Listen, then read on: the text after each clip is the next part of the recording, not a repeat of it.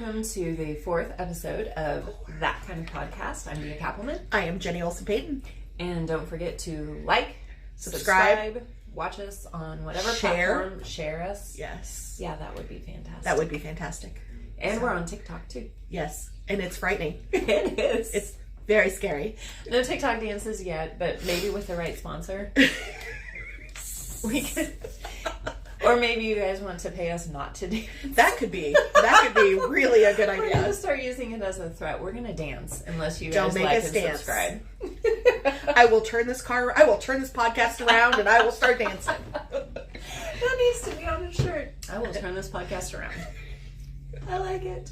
Oh my gosh. All right, so this week is going to be a little bit rough. Okay. But I think it's a really important as opposed to all the cheery ones we normally do. Yeah, the sunshine and rainbows that we normally talk about. Well, this week it's about a child and it's about talking about suicide. Okay. So it's not going to be an easy one, but I think it's really important because his story needs to be told, but also there's a chance that someone is still out there and might do this again. So I think that's important.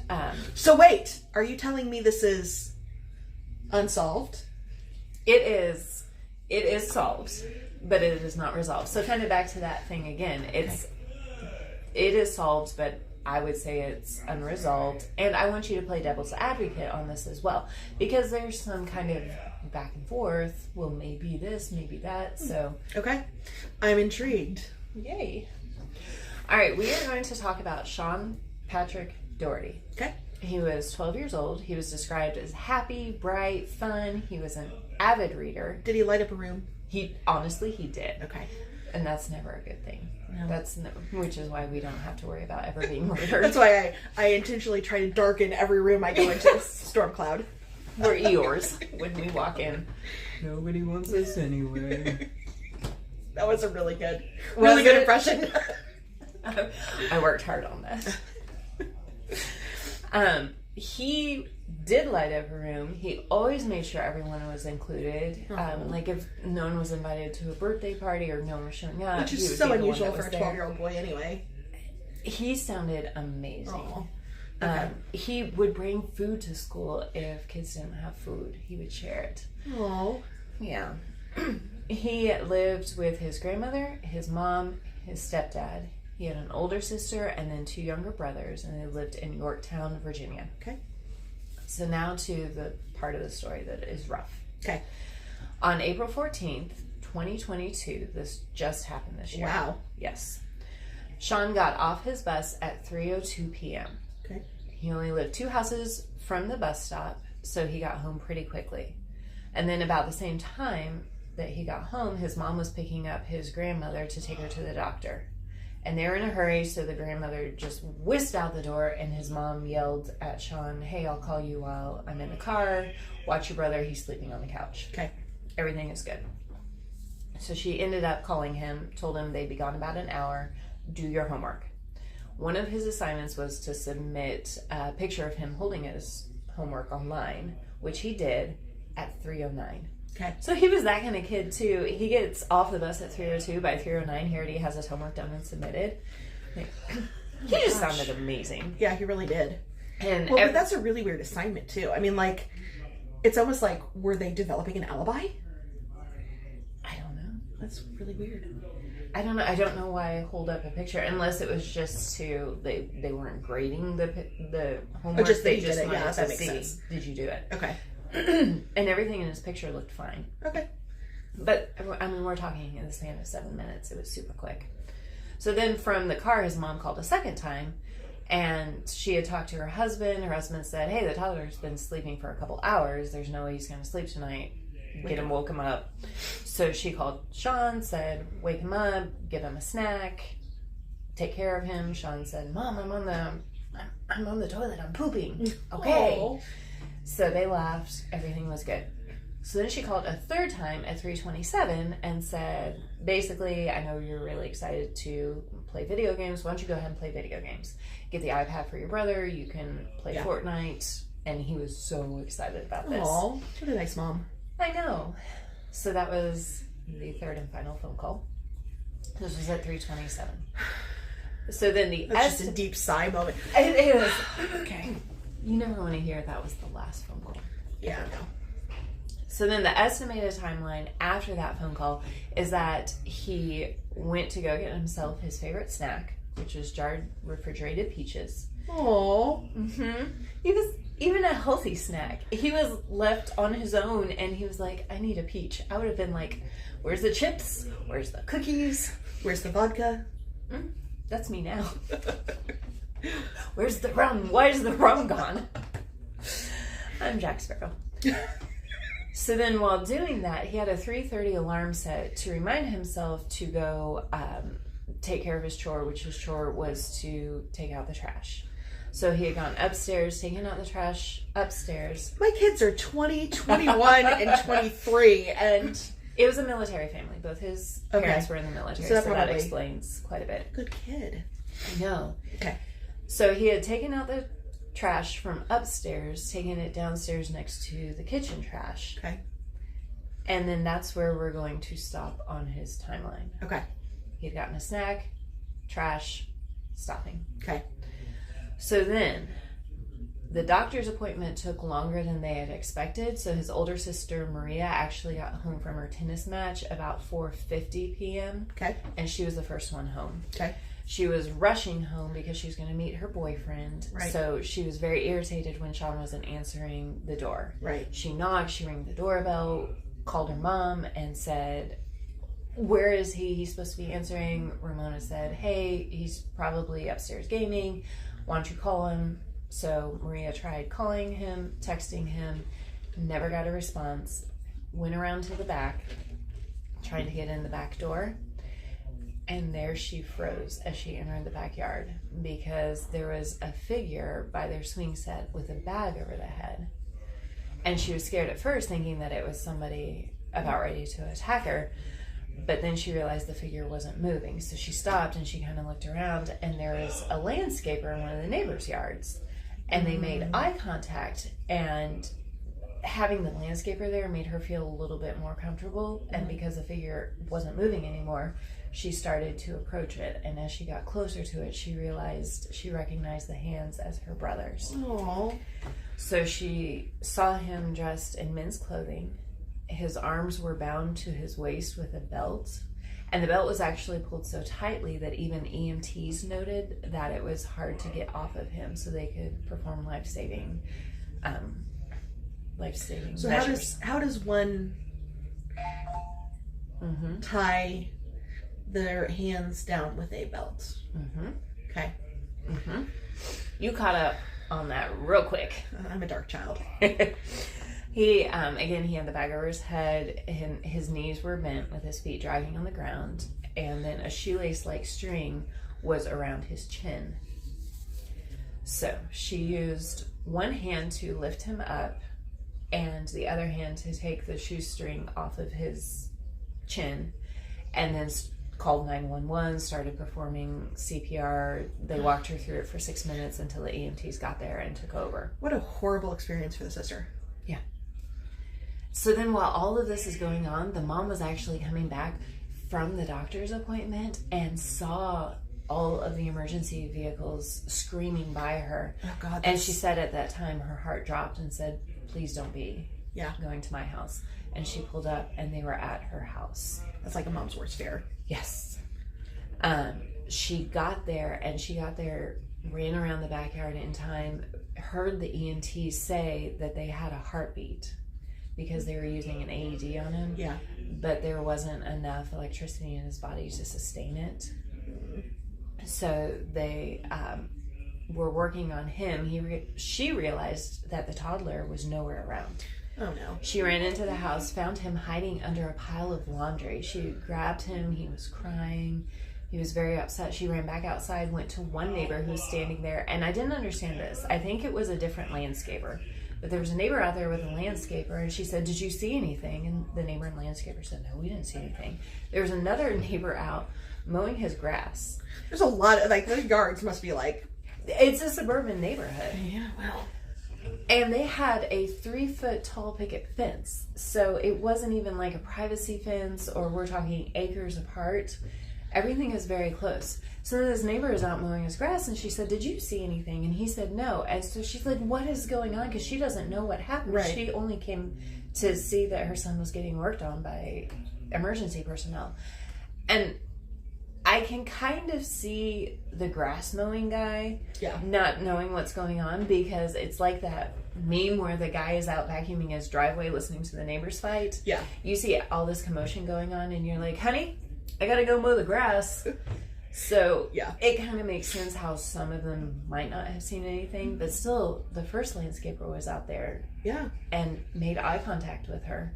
But anyway, I'm getting ahead of myself. Oh, Lord.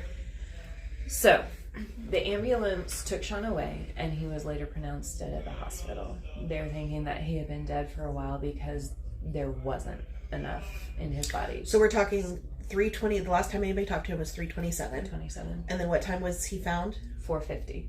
Okay, so that is quite a long time. It is. In the whole scheme of things. And if you look at it, he was in the middle of taking out the trash. The trash was still there. He never even completed his task. And it started Which at it sounds like 3:30. for this kid would be like... It took him 7 minutes to turn in homework. So yeah. Yeah. He would have completed it, it Right. seems like. So then Ramona, the mom, wanted to see him one last time after they were done. And she didn't notice anything off about his face as far as redness, swelling, damage, nothing. But she did notice that there was blood between 2 fingers on his left hand, and she took pictures of it. So did they, and I'm assuming they ruled the cause of death strangulation by hanging? You know what? That's a good question, because they ruled it as suicide, but I don't actually know. Because I would think that his face would show some. Yeah. Yes. So then on the pictures, you can see the marks on his wrist where the belt was, because the belt was so tight.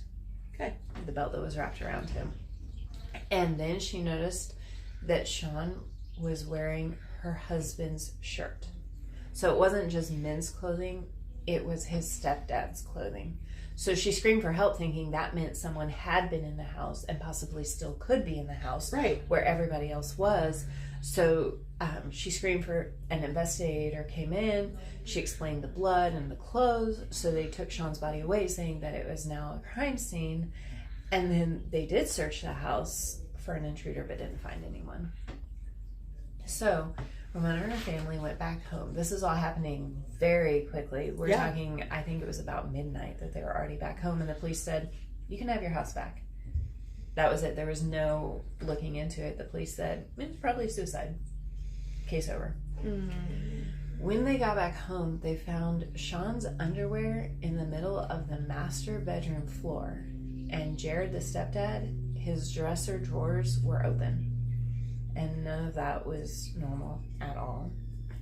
And a single large handprint was found high up on the window of the back door where the kitchen was.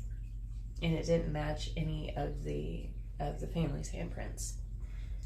So the family called the police, and an investigative team did come out and take a look around the house and the backyard. They took the underwear, but seemed disinterested in it, and didn't even give a receipt back to the family, saying that they had it.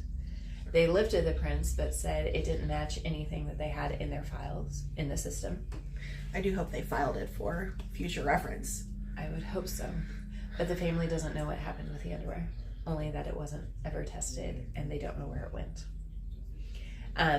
The investigators didn't even bother canvassing the neighborhood, asking for any witnesses, any video doorbells, anything like that. The family had to do that, and still didn't get a response back from the neighbors. So it's almost like everybody just wrote it off as a suicide. Yeah. Because the investigators did ask, did he ever try to harm himself before? He hadn't. They said, was he having problems at school? He wasn't. Was he depressed?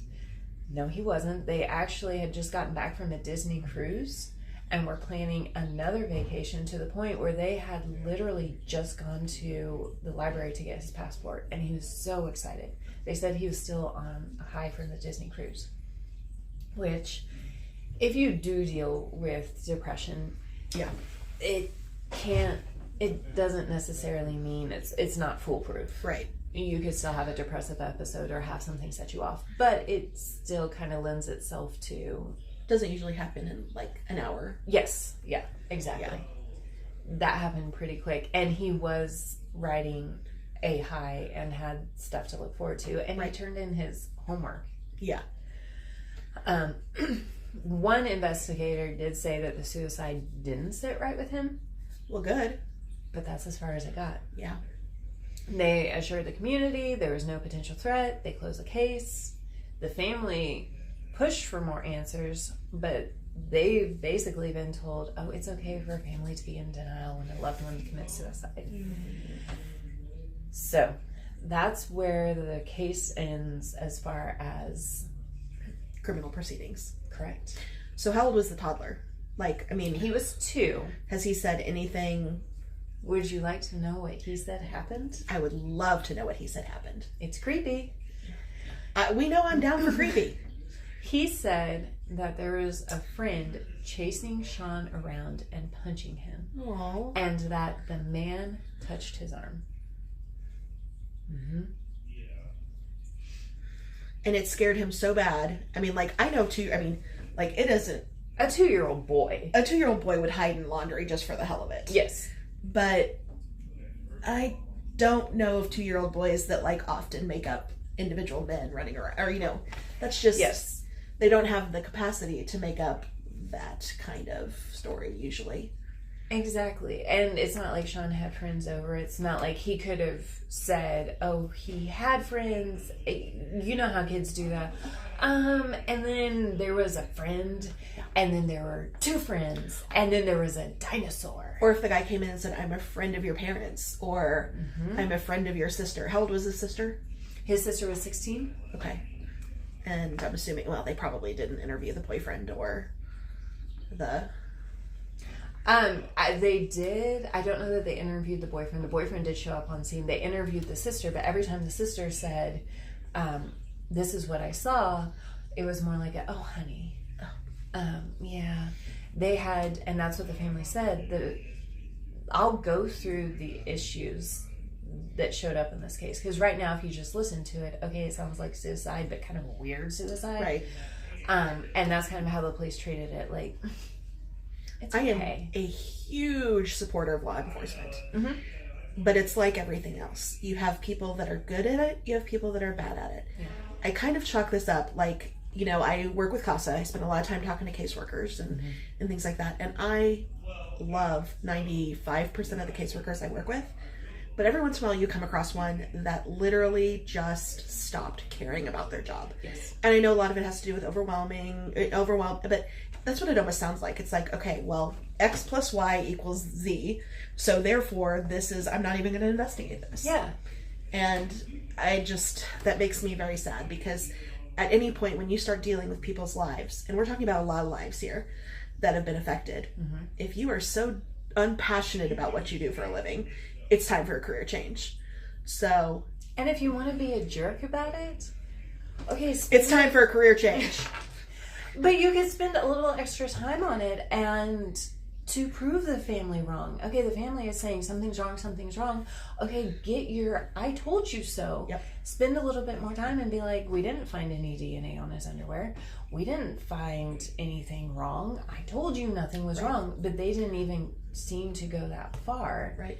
So if you're going to be a jerk, you have a chance to be a jerk instead of just saying, no, it's fine. So this reminds me a lot, and this might be a good segue because one of my passion cases has always been Patty Pruitt, which is a woman in Holden that was accused of killing her husband in 85. And I think it was 85. And there has been new DNA evidence that has come forth, including a substance on a pair of pajama pants, and everybody refused to test it. This woman has been in prison for a really long time and is now does not need to be in prison. She needs to be home with her family. And what would you want done if that was your family? If that 100%. Was you? Would you sit there and be like, it's fine, prison is fine, don't bother testing it, it's cool? Yeah. I get 3 square meals a day. Yeah. No, I don't understand. I mean, you know, and that's the biggest thing in life. I'm so glad that I had a lot of people shoving it down my throat because it doesn't come naturally. But if you screw up, you own up to your screw up. You don't hide it.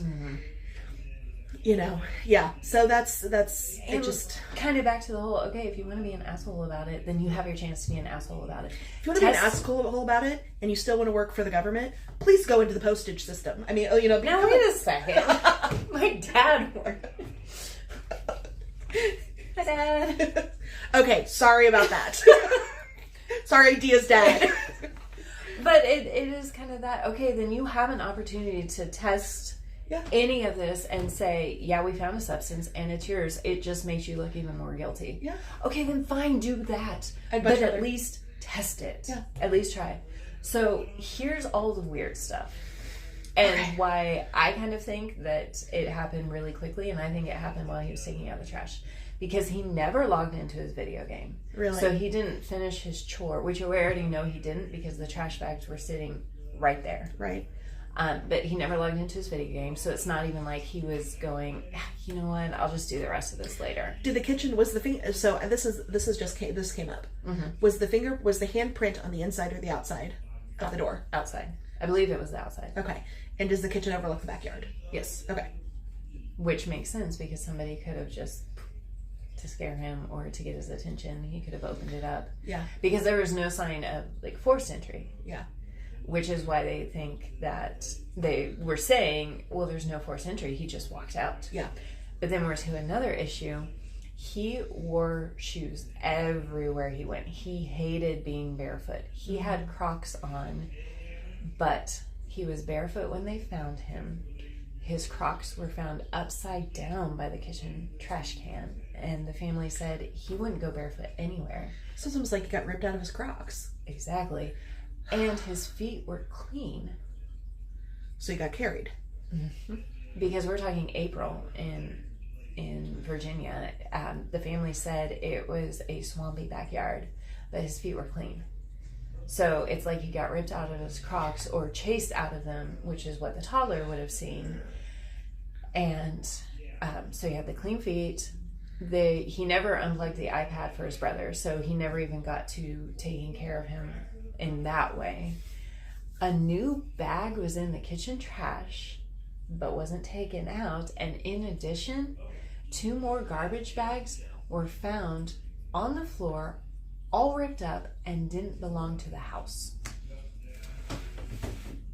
The family went through the house to make sure that these bags weren't just, you offhandedly, you're like, oh yeah, I forgot I bought that case or whatever. He never even took a bite. It was his favorite snack sitting right there. He never even took a bite at it. This one's a weird one. The heat was set to 85 in the house, which the family said they did not do. The clothing that he was wearing, the men's clothing, his stepdad's, wasn't what he was wearing to school. It wasn't what he was wearing when he submitted the assignment, so it's not like he got home and changed. And the family said he wouldn't do that anyway. It was already out of character anyway. He didn't leave a suicide note, which doesn't always mean that. Right. And he wasn't searching on how to commit suicide. There were no searches found for that. Well, and that's a pretty intricate, I mean, that would not come to your mind. I mean, that would not be the way to, I would first choose to commit suicide. I mean, like, you'd want to do, it would take some research, I guess, is what I'm trying to say. And that's kind of, because you're talking about a 12-year-old boy. Yeah. So he probably would have looked it up. So they're saying he put a plastic bag over his head. Yes. Hung himself up, put a plastic bag over his head, put some weird chin strap shoestring thing on himself. And that's how he hung himself, was by the chin. So he was hanging from a shoestring? By his chin. Ladies and gentlemen, I am not a police officer. What the hell? Yeah. And another thing that the family says is that his feet were dragging on the ground. Right. Okay, so here's a couple of things that are his feet were dragging on the ground, so he could have stood up if he wanted to. And his glasses were found a distance away. They were found in the yard. So you take his glasses off. I can't do anything without my glasses, let alone tie my hands to my chest or to my side with. Okay, but I did talk to a first responder who has unfortunately been on several hangings, and his opinion was you will see people take their glasses off to put a bag over their head. Okay. So that is not necessarily off. However, I think we have a slew of other concerning items here. Exactly. So that is it's weird, but not necessarily an indicator. However, his glasses were broken when they found them, and one of the lenses was out and has never been found.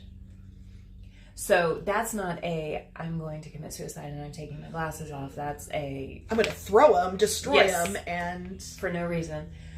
And then as far as the standing up, also my source said that that's not necessarily an indicator as well, because if somebody he's seen situations where somebody was just intent on following through with a suicide and could have stopped it. That's not a 12-year-old boy. Typically not. So that's also Did your source say it's possible to be hung by the chin? No. I did ask that. All right. That makes me feel a little bit better. And the other thing is, the strap that he used, they said it was like a shoestring sort of lace. It was thin. Came from the garage and the bag and the string were from I think it was a motorcycle bag from the stepdad. And because they were a military family and had a lot of just military items, there was paracord, there was rope, there was tons of stuff in the garage that he could have chosen differently. He had drawstring bags in his room that he could have used. So if there was something that he wanted, he could have grabbed something a lot easier. They said even several of their boots, military issued boots, a couple of them had been almost like they were trying to be unstrung and stopped and then went for the bag. So he even had to try hard just to find something to do this with. That poor family. I mean, that just chaps my ass. Yes. So with all of this weirdness going on, the police have stuck to their story saying it is a suicide. The family just doesn't know how to handle the grief.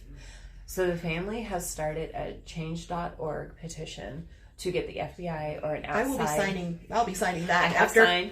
So if you go to change.org and it's What Happened to Sean, they also have a Facebook page called What Happened to Sean. I've liked it. Good. Signed the petition. Ask that you guys do too. They're trying to get signatures to get attention because obviously the FBI can't come in, but somebody needs to come in and take a look at this. Again, right. Not just for justice for him, but also...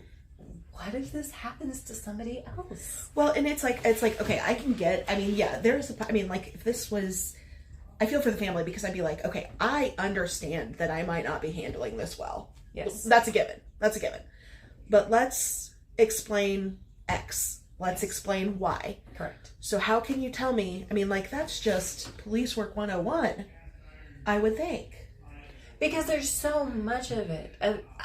Suicide is not an easy thing to grasp. No. And it is hard because you get really happy people and you never would expect them to do it. Correct. And a lot of times they say that suicidal people get very happy right before they do it because right. they finally made up their mind. Right. And so, yes, you get this juxtaposition of they seem so happy, but there's so much more to it of why would his Crocs be upside down and flailed about? Why would his glasses be flung? Why would there be 2 bags of trash not from the household? Ripped. It's almost like, was that how they were going to smother him and he ripped through them? Or what? There's just so much there that somebody needs to come in and take a look at. And there's so much that could have been done as far as canvas. Everybody has a video doorbell now. Mm-hmm. Why doesn't anybody look at it? Why hasn't anybody said, if you said, I mean, you get the, what is that neighborhood app? Neighborhood, yeah. I think it's, is it Neighborhood? I can't remember what it's called. Well, they're not sponsors anyway, so we can't say Yes. Yes, we're open. But somebody says something about somebody broke into my car, and I'm like, oh, let me check my doorbell for you for that. If a neighbor said my child was murdered, did anyone see anything? That would have been the first thing. I would have combed through hours of it trying to find something. I don't understand that. How this whole community just seems to be like, nope, well, sorry. Guess you got to deal with it. Yeah. So that's what we're asking. That's what the family's asking. What happened to Sean on Facebook? Change.org petition. And if anybody did see anything, the tip line is 804-905-8613. I mean, at this point, there's not any tip that's not a good tip. Well, unless they don't follow through on it. Yes. So, I mean, that's the unfortunate thing. And like I said, I don't ever want this podcast to be, oh, true crime, or, law enforcement is this, law enforcement is that. It is not law enforcement. It is individuals. Correct. Like they're bad realtors. They're bad people that should not be doing their job. There's just bad people, just in general. But, I mean, this, like I said, I think that there could have been maybe a better job of, if there is an explanation for something like this, then let's clear it up instead of being like, it's just a suicide. You just don't understand suicide. Exactly. And you're just having a hard time with it. That's not okay. And give the family the peace of mind to say, we looked through all of this. Yeah. We addressed every concern. Here's an answer for your concerns. And at least let the family have some rest of going, man, okay, now we have to process suicide, but at least we have closure on that part of it. 100%. Instead of just saying, I feel it's so condescending and almost like that, oh, you're just a woman. Oh. You've got your woman emotions right now. You just... Is it that time of the month? Yes. Yeah. That's unfortunate because it is somebody's little boy, and and it could be somebody else's. And that's what I keep going back to too. One family is already hurting. They deserve it. Sean deserves this. 100%. But another family deserves to not have to go through this. 100%. Yeah. And some asshole deserves to be put away for it. 100%. I think more than put away, but that's neither here nor there. We'll save that for later. Yeah. We'll save that for prison can sort that out. So anyway, that's the story of Sean Patrick Daughterty. Well, and I almost wonder about there's unlocking the little boy, the toddler's memories. There's a bit, there is so much that it shouldn't take, and hopefully it doesn't. Hopefully we don't know the whole story, but it shouldn't take somebody who's doing a murder podcast for fun going, this is not adding up. When outside people, and we're not the only ones, and that's the thing too, is kind of going through all this, I'm thinking, listening, because I heard it first, and then I started delving deeper into it, and a lot of this comes straight from the family. Right. So I researched a lot of it, but I chose to go exactly from the horse's mouth. Yeah. But there's so many people on here going, this doesn't make sense. So it's not just us saying, well, that's weird. Yeah. And like I said, I talked to professionals about this to say, have you seen this? Does this seem weird to you? Yeah. The EMTs and the firefighters said this is a homicide, but the police ruled it a suicide. So even on scene, and now the police typically should do more investigation and do have, that's why EMTs aren't police officers or detectives.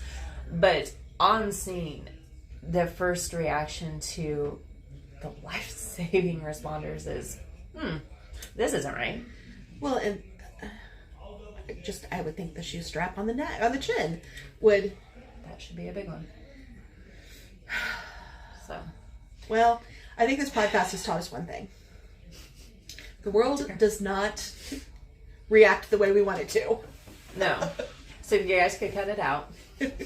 All y'all need to get your stuff in order. We will turn this podcast around. We will turn this podcast around.